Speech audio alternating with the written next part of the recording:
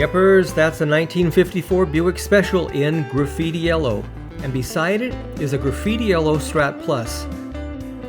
Today I'm going to show you a real treat. Here's a guitar I picked up about 15 years ago. This is a graffiti yellow Strat Plus. Now the story behind this is pretty interesting. I had a guy contact me, like I say, about 15 years ago, and he worked for the US military down in Utah. He was a machinist and he made nose cones for rockets, ballistic rockets for the military. Very OCD guy, but he bought this guitar brand new in early 1988, and it's a graffiti yellow Strat Plus. And he never learned how to play the guitar. He kept it under his bed, and he had this ritual that every Thanksgiving he took it out and looked at it, strummed it a little bit, and put it back in the case, and then next Thanksgiving he took it out again. So this guitar is basically new old stock, and as you can see, the lettering on the pickups is perfect. The fretboard is immaculate. He did have some upgrades done to it. He had a hip shot trim setter put in back in probably, I think it was 1989 that he had that put in. He had an aftermarket strap that was yellow to go with it, and then here's the original strap. But check it out, all the original paperwork. Here's the inspection tag. Here's the American Standard booklet. Here's the American Standard series that came out with the 87, 88 Strat Pluses. Here's the booklet for the contemporary standards guitars. And then here is the American Fender series. So this was the addendum for Strat Plus owners.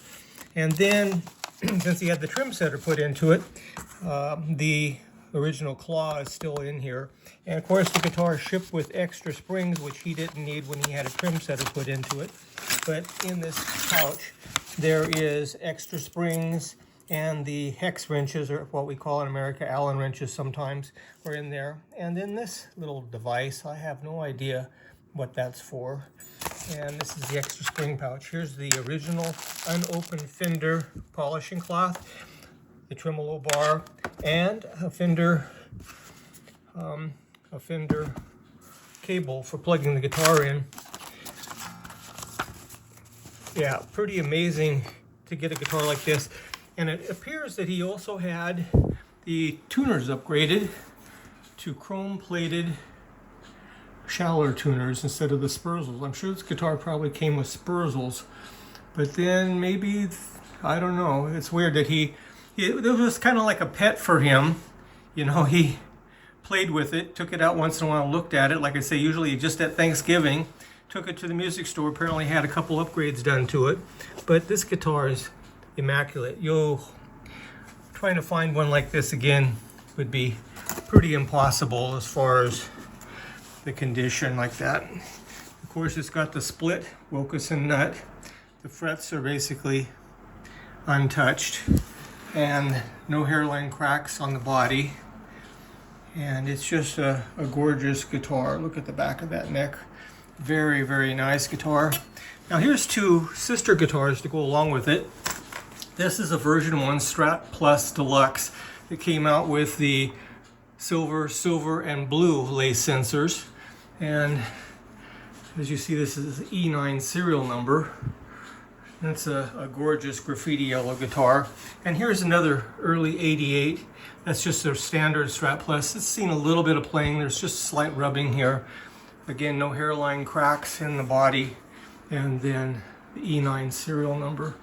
These are beautiful guitars. One of my favorite colors, actually.